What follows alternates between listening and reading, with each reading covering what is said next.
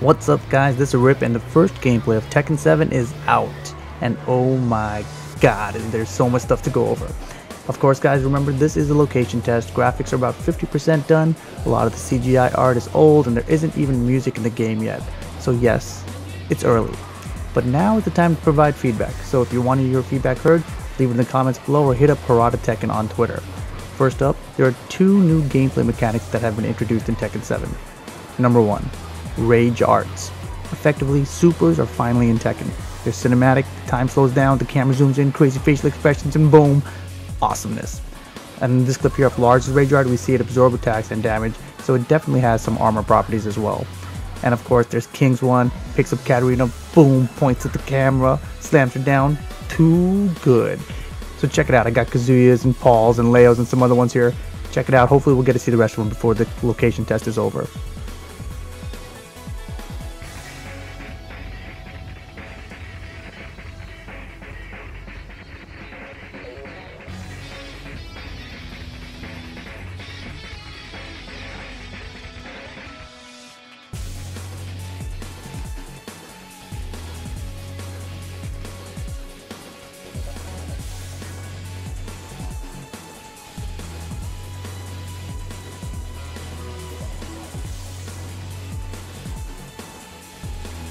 Number 2. Power Crush. Similar to invincible moves from Tekken Revolution with some notable exceptions.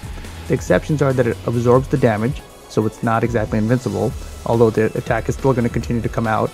Additionally, it'll only crush mid and high attacks, but apparently not low attacks.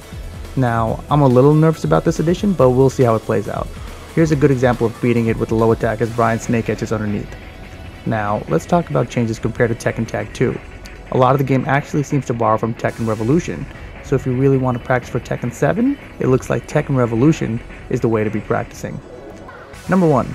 Bound is removed from combos.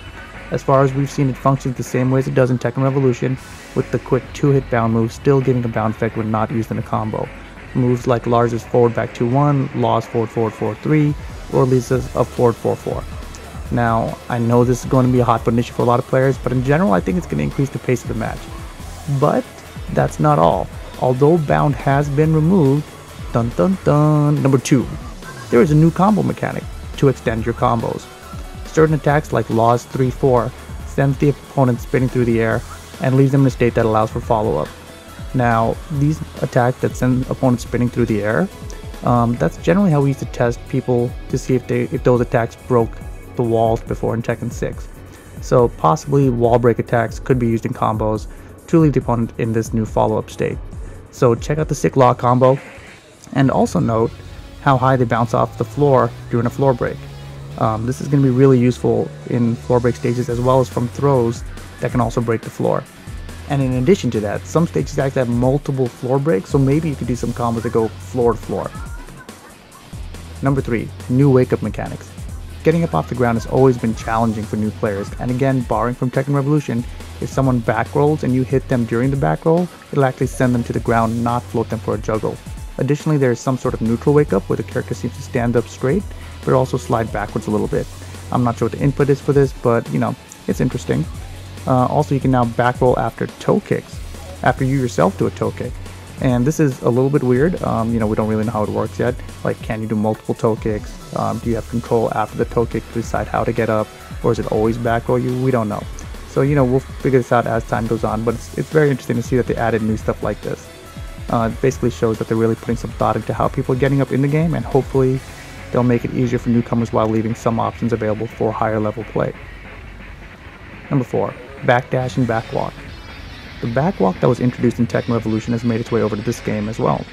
Now, from the early limited footage that we've seen, it looks like the backdash may have shrunk a little. This makes a little bit of sense when you tie in the new mechanic of Power Crush, as that mechanic is really meant to be used in up-close fighting. So preventing players from backdashing away should force them into more opportunities to use this new mechanic. Number 5. Character roster. Currently there are 18 characters in the location test, and the goal Harada mentioned before was mid-30s. So don't fret too much if you haven't seen your character yet, but with that being said, Kazuya now does have Diligence back 4, King has Armor King's 4-2-1, and this is leading some people to speculate that this means that maybe Devil Jin and Arm King will not be in the game since their moves have been transitioned over to these other characters. Number 6. New characters. Katarina. Yeah, her name is Katarina, not Catalina. And her fighting style seems sort of like a mix of Beck, a Capo, and Zafina. People were freaking out about her being a beginner character before, and so far that seems to be working since people who are brand new to her are able to do strings with her. She's got some strings like up, forward, 4, 4, 4, 4, 4, 4, 4, 4, 4, 4, 4, and it seems to work out pretty well. But at a higher level, of course, people are already starting to duck the string and it's starting to leave her more open. So, it'll be interesting to see how she evolves as a character and see how she does at a tournament level.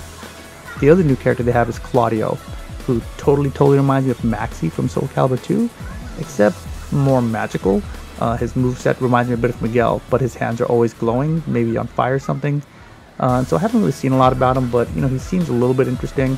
I think I prefer him as a Tekken character over Katarina. So we'll just see how those characters evolve. But interestingly, they did say that there was going to be a character that had 2D mechanics, and so far I haven't seen any. And there's also 2 question marks in the character select screen, so people are saying that maybe these 2 characters will come out in the next 2 days of the location test. So maybe he's not the one that has the 2D mechanics. So we'll just have to wait and see. Number 7. Slow motion end of round moments.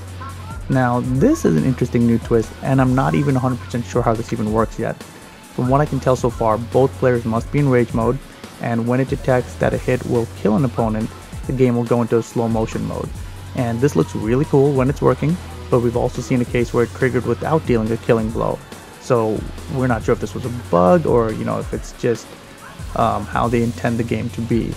And if it's intended to be this way, then I think that could really mess with people's timing, because the game goes slow motion for a bit and then comes back to normal speed. And that transition is definitely going to be a little bit awkward, I think. So yeah, the game is still early in development. We'll see how this plays out, but I hope they end up keeping it in somehow. Number 8. Aesthetics. A lot of work has been done to make the game more appealing for viewers. Of course, they've got the crazy hit sparks and the effects, and the counter hit effects just look absolutely insane. And not having to play the game personally, I don't actually have an opinion on how much that distracts me, but in general, I think I definitely do want it looking absolutely freaking crazy. Now, there are even moments now when the camera zooms in for big hits, and it's done that in the past, but mainly for moves that knocked away, like a Death Fist or something. But even in this game now, you'll see Kazuya does down forward 2, and the camera will actually zoom in a little bit during that hit. Also, the life bar seems to be flashing whenever people are taking damage. So if you see someone in a combo, you'll see the life bar is constantly flashing. And I think this is all headed in the right direction to get people more interested when they watch a Tekken match. So yeah, that's all I've got for now. What do you guys think about these changes? Leave your comments below. Nico will have streams from the location test tomorrow and the following day, and I've put the links to those streams in the video description below. Be sure to check out levelupyourgame.com, as I will be updating it more regularly with more Tekken 7 info. And of course, follow me on Twitter at REEPAL and subscribe to this channel if you don't already do so. I'm Rip, and I will see you guys next time.